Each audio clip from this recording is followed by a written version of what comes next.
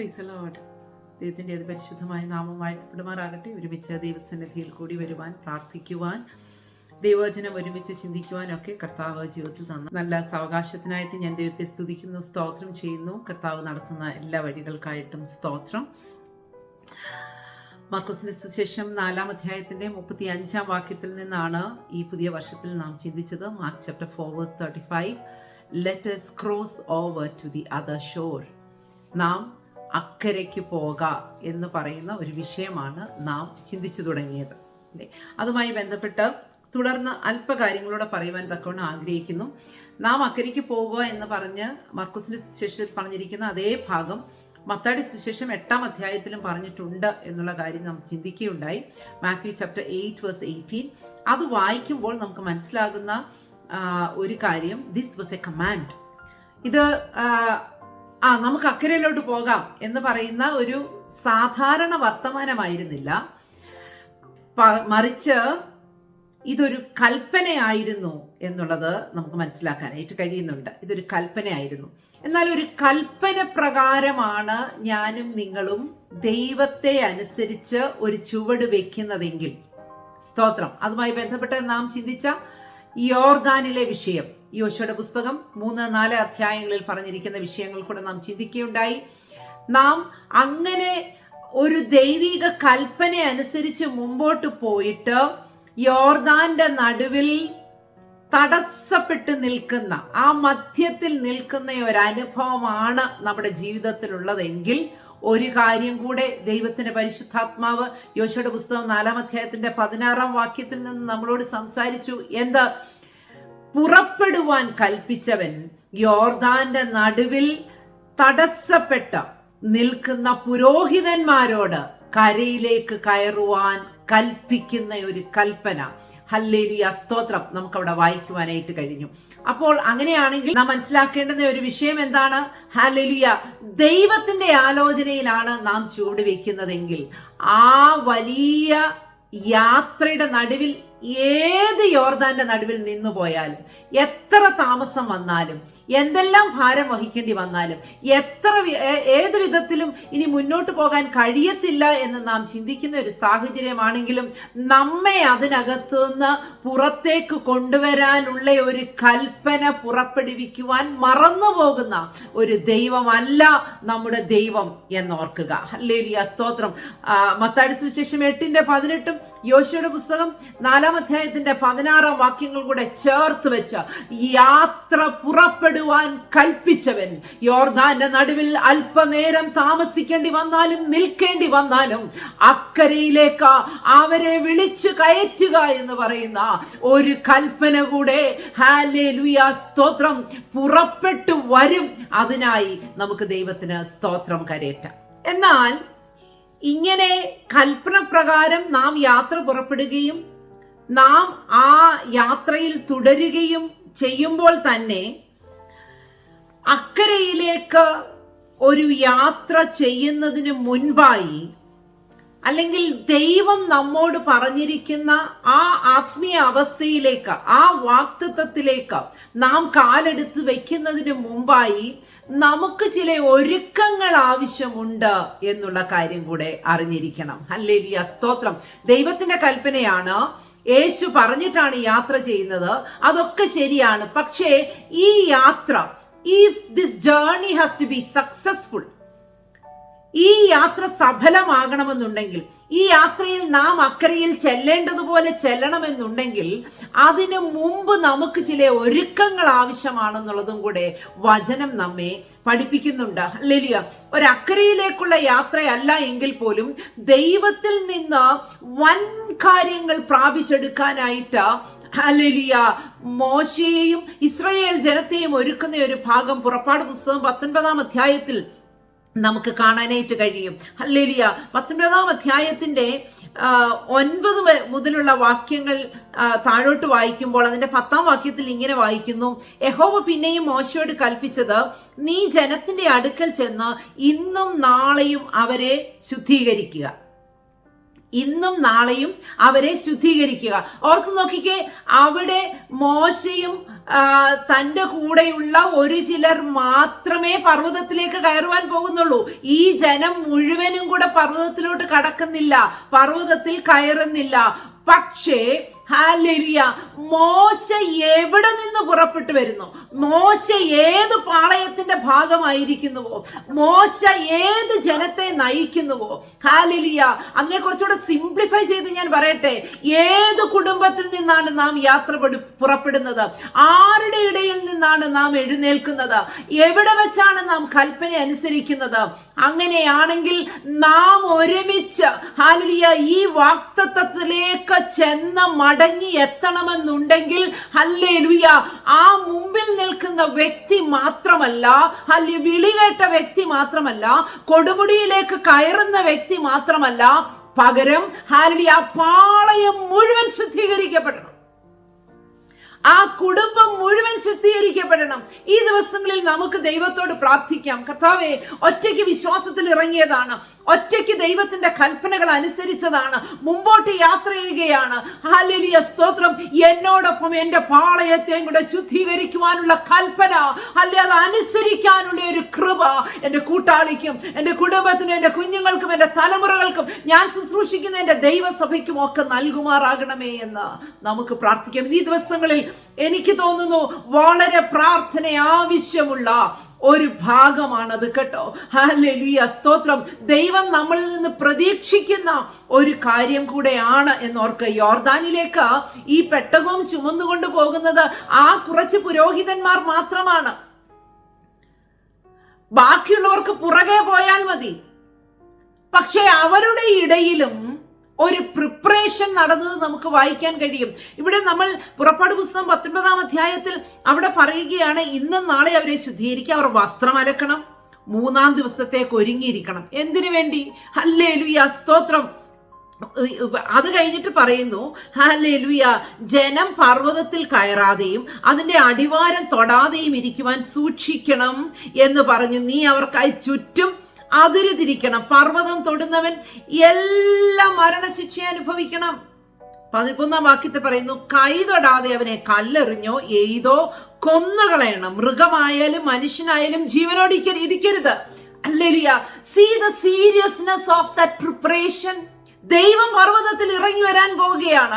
അവരവരുടെ ജീവിതത്തിൽ ഇന്ന് വരെ അനുഭവിച്ചിട്ടില്ലാത്ത ഒരു ആത്മീയ നിലവാരത്തിലേക്ക് ഉയരാൻ പോവുകയാണ്.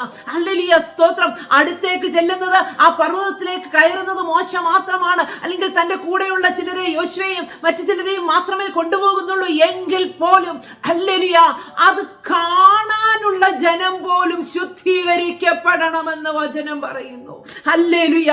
ജീവിതത്തിൽ കുടുംബത്തിനകത്ത് നന്മ വിളിച്ചു കൊണ്ടുവരുന്നവർ, പ്രാർത്ഥിച്ച് ദൈവത്തെ ഇറക്കുന്നവർ, ഹല്ലേലൂയ, ഈ ദിവസങ്ങളിൽ പ്രാർത്ഥിക്കണം, കർത്താവേ, അങ്ങയുടെ നന്മ, അല്ലെങ്കിൽ ഞാൻ ആത്മീയമായി ഒരു പടി കൂടെ മുകളിലോട്ട് ഉയരുന്നതിനൊപ്പം, ഞാൻ കൊടുമുടിയിലേക്ക് കയറുന്നതിനോടൊപ്പം, ഹല്ലേലൂയ, സ്തോത്രം, അത് വിറ്റ്നസ് ചെയ്യുന്ന, അത് കാണുന്ന എന്റെ തലമുറകളെ, എന്റെ കുടുംബത്തെ, ഹല്ലേലൂയ, അവരെയും കൂടെ, ഹല്ലേലൂയ, സ്തോത്രം, ശുദ്ധീകരിക്കുമാറാകും. പലപ്പോഴും നാം അനുഭവിക്കുന്ന ഒരു വലിയ സ്ട്രഗിളാണിത്. ഹല്ലേലൂയ. നാം ആത്മീയമായി ഉയർന്നുയർന്നു പോകും, പക്ഷേ നമ്മോടൊപ്പമുള്ളവർ അതിനൊപ്പം പിടിച്ചു കയറി വരുന്നില്ല. നമുക്ക് ഈ ദിവസങ്ങളിൽ ആ വിഷയത്തിന് വേണ്ടി ഒന്ന് പോരാടാൻ ദൈവമക്കളെ. അവരെയും കൂടെ എന്റെ കുഞ്ഞുങ്ങളെയും കൂടെ, എന്റെ പ്രിയപ്പെട്ടവരെയും കൂടെ, ഹല്ലേലൂയ, ഞാൻ ശുശ്രൂഷിക്കുന്ന എന്റെ ദൈവസഭയിലുള്ളവരെയും കൂടെ, എന്റെ കയ്യിൽ തന്നിരിക്കുന്നവരെയും കൂടെ, ഹല്ലേലൂയ, ആ നിലവാരത്തിലേക്ക് സ്വർഗമേ ഒന്ന് ഉയർത്തുമാറാകണമേ എന്ന് നമുക്ക് പ്രാർത്ഥിക്കാം. സ്തോത്രം. ഇവിടെ ഈ ഭാഗം പറയുമ്പോൾ പറയാതെ പോകാൻ തരമില്ലാത്ത ഒരു വിഷയം അതിനകത്ത് ഒളിഞ്ഞു കിടപ്പുണ്ട്. ആ വിഷയം ഒന്ന് തൊട്ടിട്ട് പോകാൻ ഞാൻ ആഗ്രഹിക്കുകയാണ്. ഹല്ലേലൂയ, സ്തോത്രം. പ്രാർത്ഥനയുമായി ബന്ധപ്പെട്ട് നമുക്ക് പഠിക്കാൻ കഴിയുന്ന ഒരു വാക്യമാണ് 13-ാമത്തെ വാക്യം. പ്രാർത്ഥന, ആരാധന എന്നുള്ള വിഷയങ്ങൾ, വചനം ധ്യാനിക്കുക എന്നുള്ള വിഷയങ്ങൾ. ഹല്ലേലൂയ. അവിടെ പറയുന്നു, സ്തോത്രം, കൈ തൊടാതെ അവനെ കല്ലെറിഞ്ഞോ എയ്തോ കൊന്നുകളയണം. മൃഗമായാലും മനുഷ്യനായാലും ജീവനോടിരിക്കരുത്. ഹല്ലേലൂയ. പർവ്വതത്തെ ഒന്നും തൊടാൻ പാടില്ല. സ്വർഗം ഇറങ്ങി വരുമ്പോൾ പർവ്വതത്തെ ഒന്നും തൊടുവാനായിട്ട് അനുവാദമില്ല. സ്തോത്രം. അതിനി മനുഷ്യനായാലും മൃഗമാണെങ്കിലും എന്താണെങ്കിലും കല്ലെറിഞ്ഞ് കൊന്നു കളയണമെന്നാണ് പ്രമാണം. പലപ്പോഴും നമ്മൾ സ്ട്രഗിൾ ചെയ്യുന്ന ഒരു മേഖലയല്ലേ പ്രാർത്ഥിക്കാനിരിക്കുമ്പം സിസ്റ്ററെ കോൺസെൻട്രേറ്റ് ചെയ്യാൻ പറ്റുന്നില്ല, ഏകാഗ്രമായിട്ടിരിക്കാൻ പറ്റുന്നില്ല. നിങ്ങൾ ശ്രദ്ധിച്ചിട്ടുണ്ടോ? പ്രാർത്ഥിക്കാനായിട്ട് അങ്ങോട്ട് ഇരിക്കുമ്പോഴായിരിക്കും അയ്യോ അവർക്ക് ഒരു മെസ്സേജ് അയച്ചില്ലായിരുന്നു, കുഴപ്പമില്ല, ഇത് ഇച്ചിരി കഴിയുമ്പോൾ അയക്കും. അപ്പം അതിനെ ഇഗ്നോർ ചെയ്തിട്ട് അതിനെ മറികടന്ന് നമ്മൾ വീണ്ടും പ്രാർത്ഥിച്ചുകൊണ്ടിരിക്കുമ്പം അയ്യോ ആ കുക്കറിൻ്റെ അകത്ത് ഒരു സാധനം വെച്ചായിരുന്നു, അതിൻ്റെ തീ ഓഫ് ചെയ്തായിരുന്നു, അറിയത്തില്ല. ഇങ്ങനെ പലവിധ ചിന്തകൾ, അല്ലെങ്കിൽ നമുക്ക് ചെയ്യാനുള്ള പല കാര്യങ്ങളും. ഞാൻ പലപ്പോഴും സ്ട്രഗിൾ ചെയ്തിട്ടുള്ള ഒരു മേഖലയാണ് കേട്ടോ. ആ ദിവസത്തിൽ നാം ചെയ്യാനുള്ള കാര്യങ്ങളും മൊത്തം ഓർമ്മ വരുന്നത് ഈ പ്രാർത്ഥിക്കാനിരിക്കുമ്പോഴാണ്. സ്തോത്രം. How can we overcome it? ഞാൻ ചെയ്യുന്ന ഒരു ടിപ്പ് നിങ്ങളോട് പറഞ്ഞുതരാം. സ്തോത്രം. പ്രയോജനമാകും എന്ന് ഞാൻ വിശ്വസിക്കുക. എന്നെ ഭയങ്കരമായിട്ടും ഹെൽപ്പ് ചെയ്യുന്ന ഒരു കാര്യം കേട്ടോ. സ്തോത്രം. അതായത് ഇതിനകത്ത് ഞാൻ ഒത്തിരി സ്ട്രഗിൾ ചെയ്തു. അപ്പം ഞാൻ ഇടയ്ക്ക് അന്നേരം ആ ഫോണിൻ്റെ അകത്ത് മെസ്സേജ് ഒന്ന് ടൈപ്പ് ചെയ്ത് ഇടാൻ പോകും, അല്ലെങ്കിൽ അത് ചെയ്യാൻ പോകും, അല്ലെങ്കിൽ ആ ഓർത്ത കാര്യം ഇങ്ങനെ അപ്പം അങ്ങ് ഡിസ്ട്രാക്റ്റഡ് ആകും. പ്രെയർ കംപ്ലീറ്റ് ചെയ്യാനായിട്ട് പറ്റുന്നില്ല. ഞാൻ പിന്നെ എന്ത് ചെയ്യുന്നറിയാമോ? ഞാൻ പ്രാർത്ഥിക്കാനിരിക്കുമ്പോൾ ഒരു പേപ്പർ ഒരു പേന എടുത്ത് വെക്കും, അല്ലെങ്കിൽ ഒരു പെൻസിൽ എടുത്ത് വെക്കും. ഒരു കാര്യം ഞാൻ ഓർത്തു, വളരെ ഇമ്പോർട്ടൻ്റ് ആണ്, ഞാൻ അതവിടെ എഴുതിയിടും. ഇന്ന ആൾക്ക് മെസ്സേജ് അയക്കണം, സ്റ്റോപ്പ് ഇറ്റ്, പ്രാർത്ഥന കണ്ടിന്യൂ ചെയ്യുകയാണ്. അത് കഴിഞ്ഞ് പിന്നെയും എന്തെങ്കിലും ഒരു കാര്യം ഓർമ്മ വരുന്നു എന്ന് വിചാരിക്കുക, കുഞ്ഞുങ്ങളോട് എന്തെങ്കിലും പറയാനുള്ള കാര്യമാണ്, അത് ഞാൻ പെട്ടെന്ന് കുറിച്ച് വെക്കും, എന്നിട്ട് അത് വിട്ടുകളി. കാരണം നമ്മളെ കൊണ്ട് ഈ പ്രാർത്ഥന കണ്ടിന്യൂ ചെയ്യിപ്പിക്കരുത്. ഇപ്പം നമ്മുടെ ഉള്ളിൽ എന്താണെങ്കിലും ഞാൻ ഇത് മറന്നു പോകത്തില്ല, ഞാൻ എഴുതിയിട്ടിട്ടുണ്ട്. ഒരു കാര്യം കൊണ്ടുണ്ട് കേട്ടോ, ശത്രു ഉപയോഗിച്ച ഈ ആയുധം ഉണ്ടല്ലോ, അത് പല പ്രാവശ്യം എനിക്ക് ഗുണമായിട്ടുണ്ട്. പ്രാർത്ഥന കഴിഞ്ഞ് എഴുന്നേൽക്കുമ്പം അന്ന് ചെയ്യാനുള്ള മൊത്തം കാര്യങ്ങളും ലിസ്റ്റ് ഔട്ട് ചെയ്ത് ഒന്നും മറന്നു പോകാതെ മൊത്തം പേപ്പറിലുണ്ട്, പിന്നെ ഒന്നും മിസ് ചെയ്യത്തില്ല. നിങ്ങൾ ആരെങ്കിലും ഈ ഒരു മേഖലയിൽ സ്ട്രഗിൾ ചെയ്യുന്നുണ്ടെങ്കിൽ ഇതൊന്ന് നിങ്ങൾ ശ്രമിച്ചു നോക്കി. ഇതൊരു വണ്ടർഫുൾ ടിപ്പായിട്ടാണ് എനിക്ക് തോന്നിയിട്ടുള്ളത്. ഇത് ആരും പറഞ്ഞു തന്നല്ല കേട്ടോ, ഇത് ദൈവം എൻ്റെ ഹൃദയത്തിൽ തന്നൊരു ഐഡിയയാണ്. പക്ഷെ ഇങ്ങനെ കുറെ പ്രാവശ്യം നമ്മൾ ചെയ്യുമ്പോൾ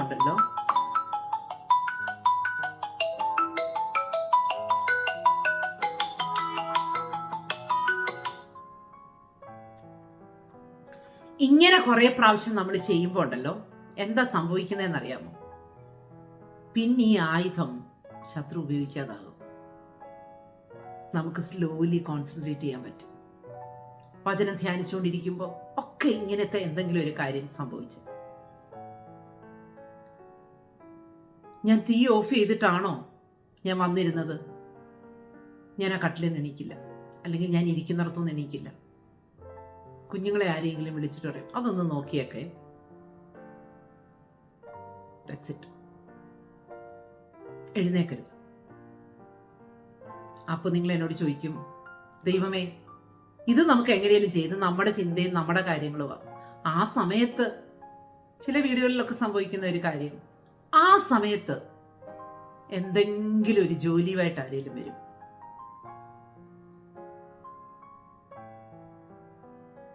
അന്നേരമായിരിക്കും ഒരാൾക്ക് ചായ വേണ്ടിയത്, അന്നേരമായിരിക്കും ഒരാൾക്ക് വെള്ളം കുളിക്കാൻ ചൂടാക്കി കൊടുക്കേണ്ടത്. എന്ത് ചെയ്യാനായിട്ട് കഴിയും? സ്തോത്രം. കുടുംബകലഹം ഉണ്ടാകാതിരിക്കാൻ വേണ്ടി നമുക്ക് ഒരു പക്ഷേ എഴുന്നേറ്റ് പോയി ചെയ്യേണ്ടി വരുമായിരിക്കും. എങ്കിലും നമുക്ക് അവർ നമ്മളോട് സ്നേഹമായിട്ടിരിക്കുമ്പോൾ പറയാൻ പറ്റും, ഇന്ന സമയം മുതൽ ഇന്ന സമയം വരെ എൻ്റെ പ്രാർത്ഥനയുടെ സമയമാണ്, ഞാൻ പ്രാർത്ഥിക്കാനായിട്ട് ഇരിക്കാൻ പോവുകയാണ്, എന്തെങ്കിലും ഞാൻ ചെയ്യാനുണ്ടോ? ഇത് കഴിഞ്ഞിട്ട് ഈ 1 മണിക്കൂർ കഴിഞ്ഞിട്ട് എന്നെ വിളിക്കാവൂ പ്ലീസ്. എന്നിട്ടും അതിനെ കല്ലെറിഞ്ഞ് കൊന്നു കളയാൻ കഴിയുന്നില്ലെങ്കിൽ പ്രാർത്ഥനയിൽ ജാഗരിക്കാം. ആ ശത്രുവിനെ ദൈവം കൈകാര്യം ചെയ്യട്ടെ.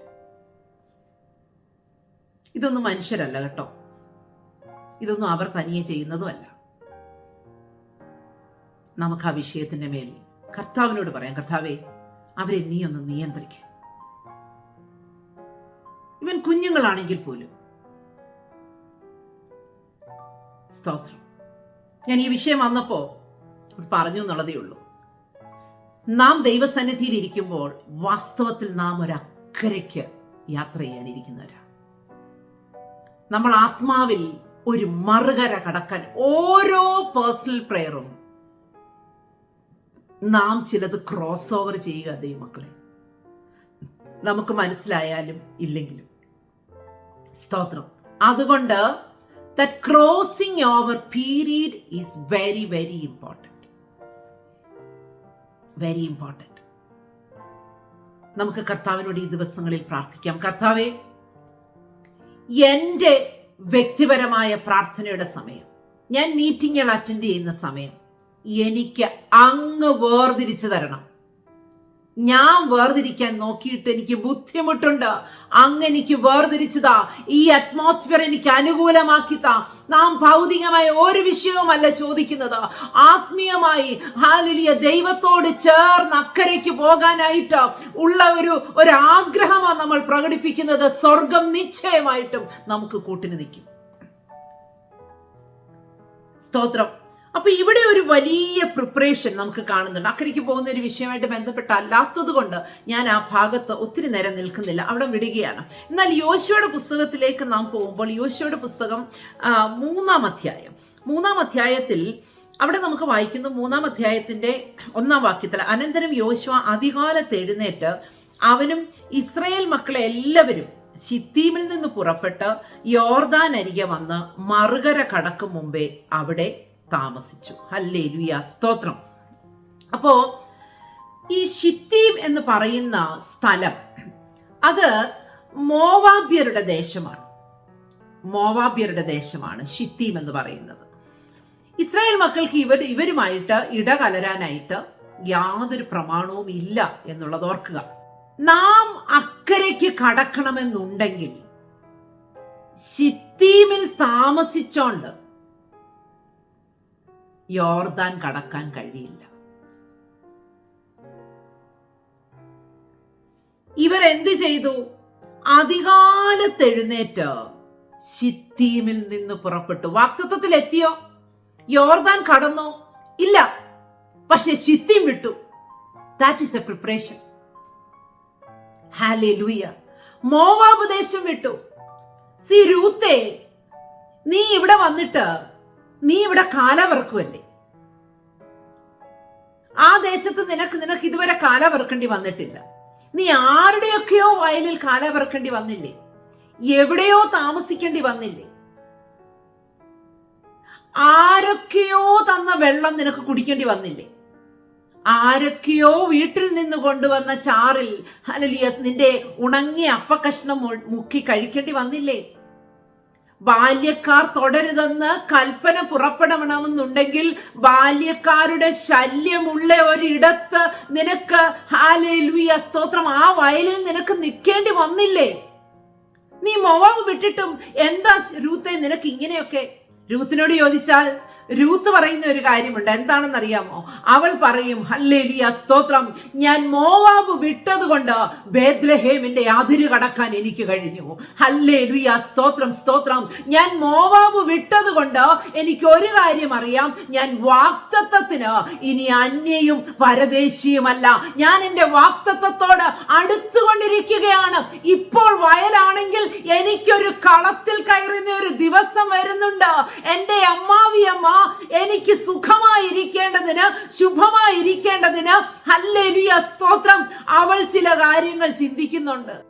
രൂത്ത് മോവാബ് വിട്ടില്ലെങ്കിൽ ഒരിക്കലും ബോവസിന്റെ വയലിന്റെ ഉടമസ്ഥാവകാശം അവൾക്ക് ലഭിക്കത്തില്ല. ചിലത് വിടാതെ ചിലത് നേടാൻ കഴിയില്ല. സ്തോത്രം. കരകവിഞ്ഞൊഴുകുന്ന യോർദാൻ വാഗ്ദത്തത്തിന്റെ മുമ്പിൽ കൂടെ ഒഴുകുമ്പോഴും വിശ്വാസത്താൽ നിനക്ക് ശിത്തീം വിടാൻ കഴിയുമോ? നിന്നെ യോർദാന്റെ അക്കരെ എത്തിക്കാൻ ദൈവം വിശ്വസ്തന. ഹല്ലേലൂയ സ്തോത്രം. ദൈവമൈതലേ, അവർ ശിത്തീം വിട്ടത് ഒന്ന് ഓർത്തു നോക്കിക്കേ. ഇവരുടെ ഹിസ്റ്ററിയിൽ അന്യദേശത്തുള്ള അവരുടെ അവസാനത്തെ ക്യാമ്പിംഗ് ആയിരുന്നു.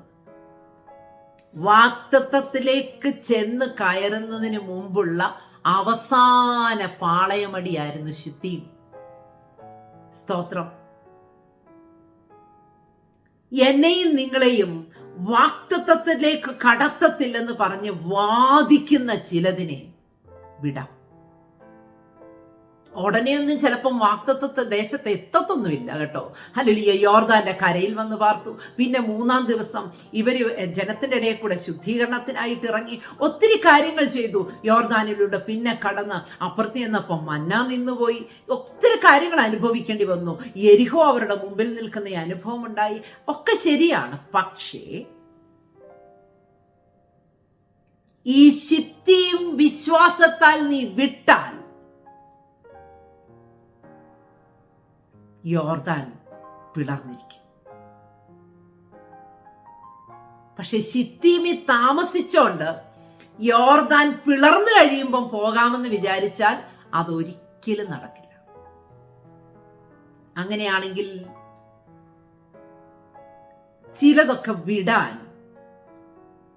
നമുക്കൊരു കൃപയ്ക്കായി ദൈവത്തോട് യാചിക്കാം. സ്തോത്രം. ഹല്ലേലൂയ. ഇവിടെ നിങ്ങളൊന്ന് ശ്രദ്ധിച്ചേ. ഉൽപ്പത്തി പുസ്തകം 32-ാം അധ്യായം നമുക്കറിയാവുന്ന വിഷയമാണ്. ഉൽപ്പത്തി പുസ്തകം 32-ാം അധ്യായത്തിന്റെ 23-ാമത്തെ വാക്യത്തിലേക്ക് പോകുമ്പോൾ അവിടെ യാക്കോബ് തന്റെ വാഗ്ദത്തത്തിലേക്ക് മടങ്ങി പ്രവേശിക്കുകയാണ്. 32-ാം അധ്യായത്തിന്റെ 23-ാമത്തെ വാക്യത്തിൽ ഇങ്ങനെ വായിക്കുന്നു: അങ്ങനെ അവൻ അവരെ കൂട്ടി ആറ്റിനക്കരെ കടത്തി. തനിക്കുള്ളതൊക്കെയും അക്കരെ കടത്തിയ ശേഷം യാക്കോബ് തനിയെ ശേഷിച്ചു. ആ കടവിന്റെ പേര് യാബോക്കെന്ന്. യാബോക്ക് എന്ന് പറയുന്ന വാക്കിന്റെ അർത്ഥം എന്താണെന്ന് അറിയാമോ? യാബോക്ക് എന്ന് പറയുന്ന വാക്കിന്റെ അർത്ഥം എംറ്റി എന്ന, ശൂന്യത എന്ന. ഇവിടെ നമുക്കൊന്ന് ശ്രദ്ധിച്ചു നോക്കിയാൽ മനസ്സിലാകുന്ന ഒരു കാര്യമുണ്ട്. യാക്കോബ് വാസ്തവത്തിൽ അക്കരെ കടക്കാനായി ഒരുങ്ങുകയാണ്. അവനെ ഭയപ്പെടുത്തുന്ന പലതും അവിടെയുണ്ട്. അവന്റെ ജീവനെ ഹാനി വരുത്താൻ സാധ്യതയുള്ള പ്രതിജ്ഞ എടുത്ത് നിൽക്കുന്ന അവന്റെ സ്വന്തം സഹോദരനും കൂട്ടരും അവിടെയുണ്ട്. ആ ദേശം അവൻ വിട്ടിട്ട് നീണ്ട വർഷങ്ങൾ കഴിഞ്ഞു. ആ ദേശത്തിന് അവനെ പരിചയം ഉണ്ടാകുമോ എന്നറിയില്ല. പക്ഷെ അവന് ഒരു കാര്യം അറിയാം: ഇത് അവന്റെ വാഗ്ദത്തമാണ്. അവന്റെ അപ്പന്റെയും വല്യപ്പന്റെയും ദൈവം കാണിച്ചു കൊടുത്ത സ്ഥലമാണിത്. അതുകൊണ്ട് താൻ അവിടേക്ക് മടങ്ങി വന്നേ പറ്റും. ഇത് ഞാൻ പ്രാപിക്കാനുള്ളതാണ്. അത് യാക്കോബിന് നന്നായിട്ട് അറിയാം. ഇത് ഞാൻ പ്രാപിക്കാനുള്ളതാണ്. പക്ഷേ മൃഗസമ്പത്തുണ്ട്, ഭാര്യമാരുണ്ട്, പുത്രസമ്പത്തുണ്ട്, യുദ്ധം വന്നാൽ നേരിടത്തക്കവണ്ണമുള്ള എല്ലാ കാര്യങ്ങളുമുണ്ട്. എല്ലാം കരങ്ങളിലുണ്ട്. അതിന് തൊട്ടു മുമ്പ് 32-ാം അധ്യായം തുടങ്ങുന്നത് തന്നെ മഹനീയം, ഹല്ലേലൂയ, സ്തോത്രം, ദൈവത്തിന്റെ സേനയെ കണ്ടുകൊണ്ടാണ്. അപ്പോൾ ദൈവത്തിന്റെ സേന തന്നോടൊപ്പമുണ്ട്. ഇതെല്ലാം ഉണ്ടായിട്ടും അക്കരെ കടക്കുന്നതിന് മുമ്പ് അവനെ തന്നെ അങ്ങ് എംറ്റി ചെയ്തു. അവനെ തന്നെ അങ്ങ് ശൂന്യമാക്കി. ഞാൻ പറഞ്ഞല്ലോ, ശിത്തീം വിട്ടതുപോലെ ഇവിടെ യാക്കോബ് തനിക്കുള്ളത് മുഴുവൻ അക്കരെ കടത്തി. ആ കൂട്ടത്തിൽ താൻ ഏറ്റവും സ്നേഹിച്ചിരുന്നവർ, ജീവിതത്തിൽ ഒരിക്കലും നഷ്ടപ്പെടരുതെന്ന് വിചാരിച്ചവരെ കൂടെ അവൻ അറുത്തു മാറ്റിയെന്ന് വേണമെങ്കിൽ പറയാം. താൻ ഏറ്റവും സ്നേഹിച്ചിരുന്നതിന്റെ ഭാര്യ, മക്കൾ, എല്ലാത്തിനെയും അക്കരെ കടത്തി. ഒന്നിനെയും കൂട്ടിന് നിർത്തിയില്ല. അക്കരയ്ക്ക് പോക എന്നുള്ള കൽപ്പന അനുസരിക്കാൻ തയ്യാറായാൽ നമ്മെ തന്നെ ശൂന്യമാക്കുന്ന emptying ourselves is A preparation. ആ എംറ്റിങ് എന്തിനെ കാണിക്കുന്നറിയാമോ?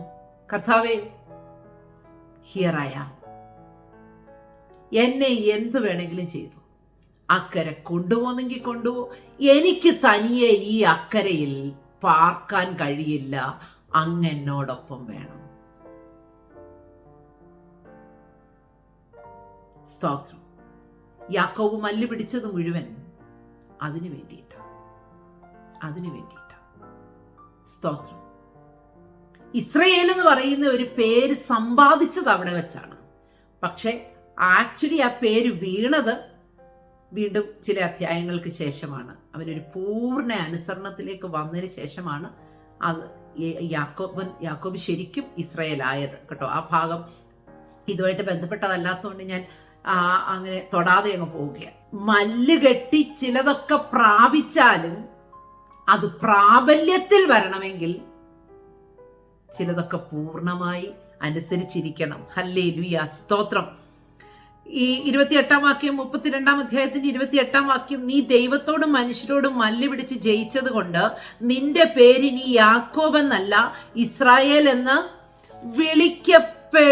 വിളിക്കപ്പെടും എന്നാണ് പറഞ്ഞത്. ഹല്ലേലൂയ, സ്തോത്രം. നാം അക്കരെ കടക്കുന്നതിന് മുമ്പ് ഒരു പ്രിപ്പറേഷന് വേണ്ടി നാം തയ്യാറാവുമ്പോൾ, നമ്മെ തന്നെ ശൂന്യമാക്കുമ്പോൾ, നിയർ ഫ്യൂച്ചറിൽ അക്കരെ നീ ചെന്നതിന് ശേഷം നീ ആരായിരിക്കും? നീ ദൈവത്തിന്റെ പ്രഭു ആയിരിക്കും, നിന്റെ പേര് മാറ്റപ്പെടും എന്നൊക്കെയുള്ള വാഗ്ദത്തം ഇക്കരെ നിന്ന് മല്ല് പിടിച്ച് പ്രാപിക്കാൻ കഴിയും. പക്ഷേ 35-ാമത്തെ അധ്യായത്തിൽ, ഹല്ലേലൂയ, സ്തോത്രം, നിങ്ങൾ ഒന്ന് വായിച്ചേ. 35-ാം അധ്യായത്തിന്റെ 10-ാം വാക്യത്തിൽ വായിക്കുന്നു, ദൈവം അവനോട്, നിന്റെ പേര് യാക്കോബ് എന്നല്ലോ, ഇനി നിനക്ക് യാക്കോബ് എന്നല്ല ഇസ്രായേൽ എന്ന് തന്നെ പേരാകണമെന്ന് കൽപ്പിച്ച് അവന് ഇസ്രായേൽ എന്ന് പേരിട്ടു. ഹല്ലേലൂയ, സ്തോത്രം. എപ്പോഴാണെന്നറിയാമോ ആ പേര് വീണത്? ഹല്ലേലൂയ, സ്തോത്രം.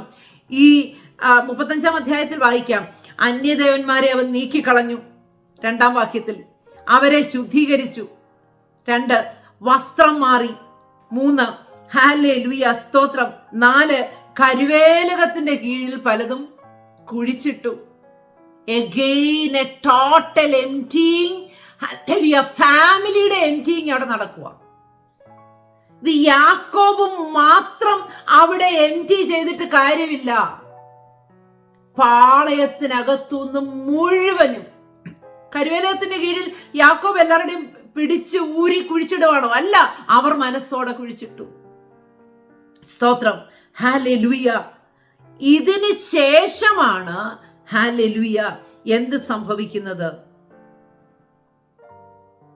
വാസ്തവത്തിൽ ശരിക്കുമുള്ള പ്രോമിസായ ഇസ്രായേൽ എന്നുള്ള പേര് അവനാകുന്നത്. അവന്റെ ശരീരം കൊണ്ട് അക്കരെ കടന്നു.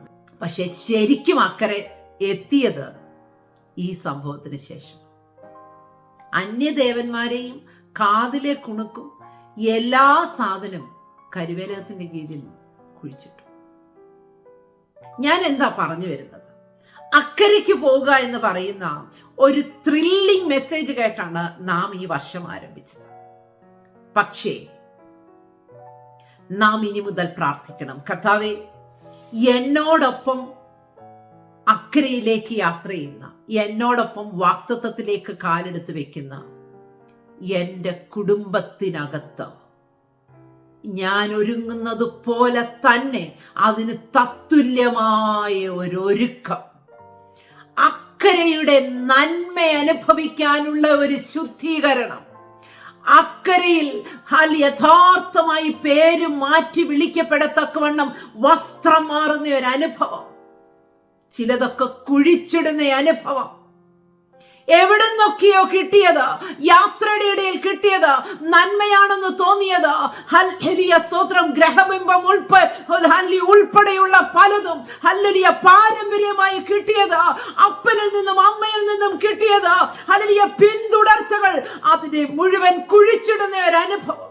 അത് മനഃപൂർവമായും നമ്മോടൊപ്പം നമ്മുടെ കുടുംബവും നമ്മോടൊപ്പം നമ്മുടെ ദൈവസഭയും കൂടെ ഒരുമിച്ച് ചെയ്യുവാൻ